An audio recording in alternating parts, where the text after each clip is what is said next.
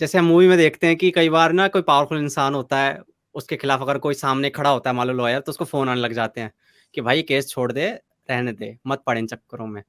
तो ये real life में भी होता है ऐसा? लॉयर्स को धमकी मिल सकती है, ऐसा आपको यस, लगता है? यस होता है, बिल्कुल होता है सर। सबसे ज्यादा थ्रेट में तो लॉयर्स तो बाद में आते हैं। हम लॉयर्स को अगर 0.0001% होता है, तो सबसे ज्यादा थ्रेट में होती है विटनेस। हम्म। सबसे ज्यादा जिसकी जान खतरे में होती है, वो होती है विटनेस की, ना कंप्लेनेंट की।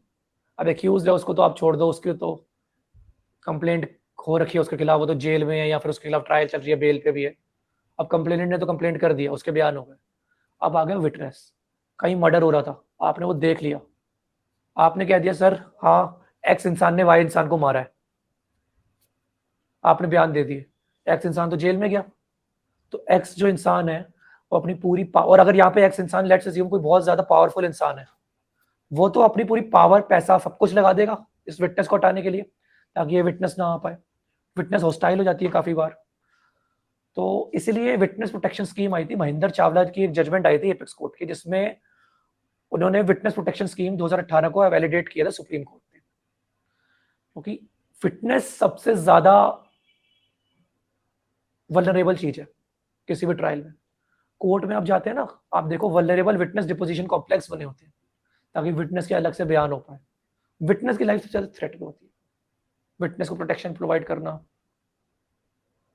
हम्म। आज भी कंट्री में बहुत सारे जो विटनेसेस होते हैं, they back out from the fear, they get hostile, because बिल्कुल। उनको ऐसा लगता है कि यार हम इस चक्कर में पड़ रहे हैं, कल को हमारे साथ अगर कुछ हादसा हो गया, हमारी जान कौन बचाएगा।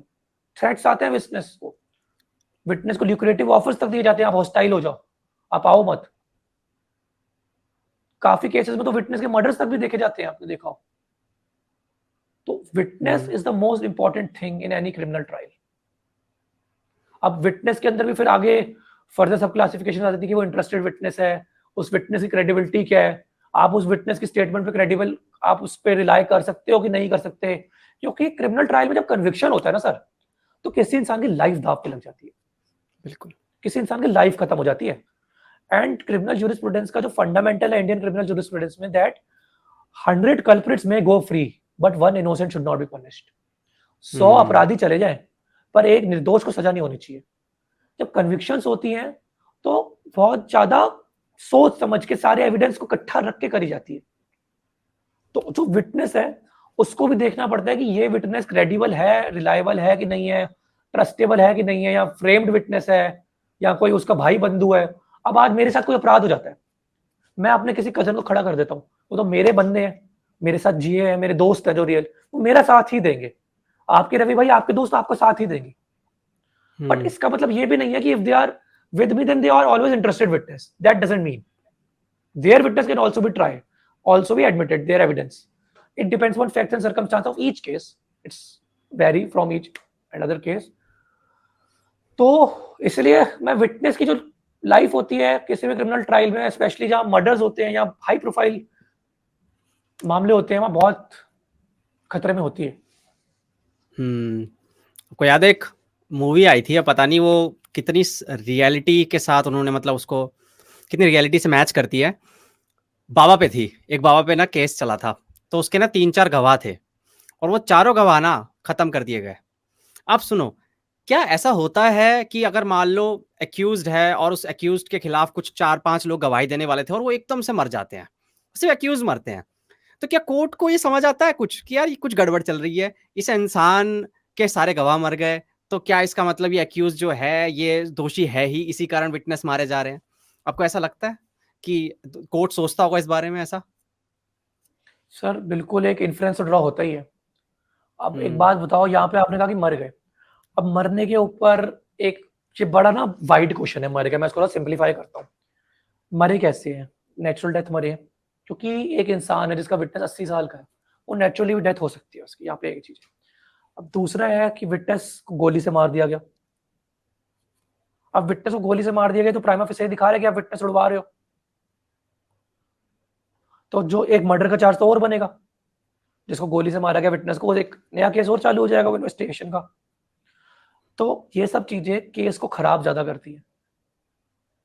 मैं तो इसलिए सोचता हूँ कि हमारी कंट्री में आपने एक चीज देखी होगी, काफी बार ऐसा क्यों होता है कि सड़क पे झगड़ा हो रहा होता है किसी का, लोग साइड से निकल जाते हैं, पंगों में नहीं पड़ते। हाँ आपने खुद भी नोटिस किया होगा, एक्सीडेंट्स हो गए, साइड से निकल गए।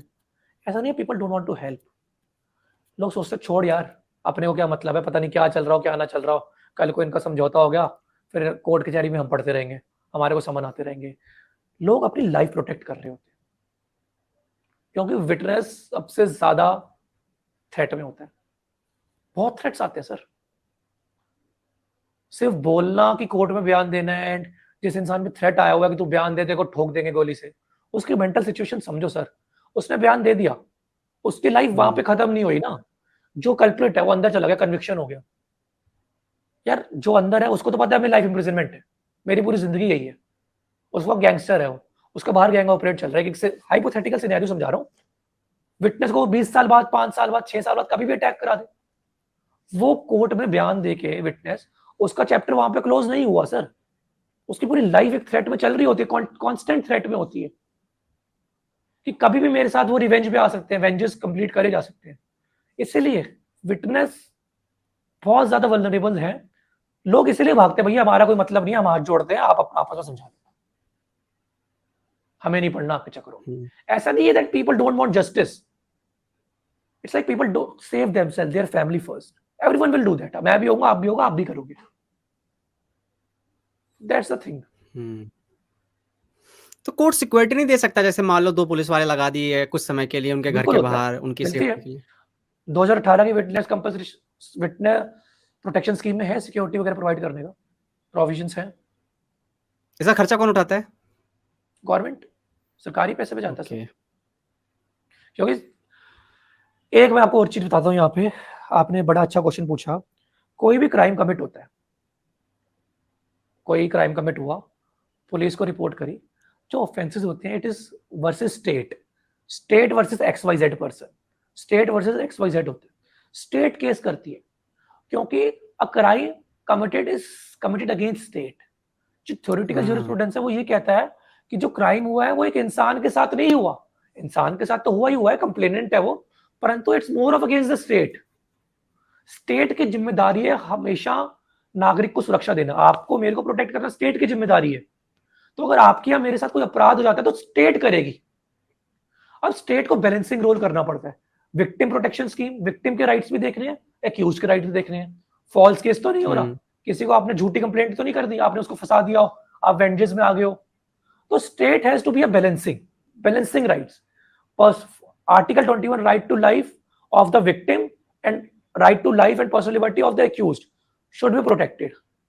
दैट्स व्हाई जो ट्रायल होती है वो पब्लिक प्रोसिक्यूटर करता है, आप अपना लॉयर लगा सकते हैं, बट मोस्टली ट्रायल के अंदर स्टेट की साइड से, कंप्लेनेंट की साइड से पब्लिक प्रोसिक्यूटर हैंडल करता है।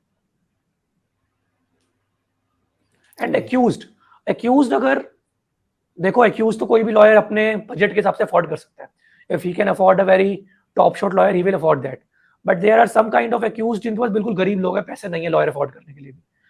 अब स्टेट उनको फ्री लीगल एड देगी, free legal aid is under directive policy of state under article 39(1)(a), under article 39(a) of Indian Constitution. Article 39(a) of Indian Constitution guarantees the right to free legal aid and equal justice for all citizens. एक गरीब आदमी जो lawyer afford नहीं कर सकता, सरकार उनको lawyer देगी। स्टेट की जिम्मेदारी है सब नागरिकों को प्रोटेक्ट करना।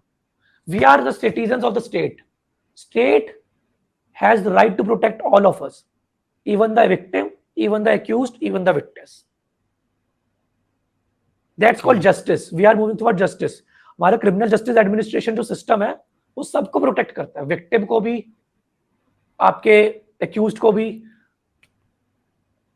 और ये सब पार्ट ऑफ फ्री विटनेस को भी। They are all the part of fair trial.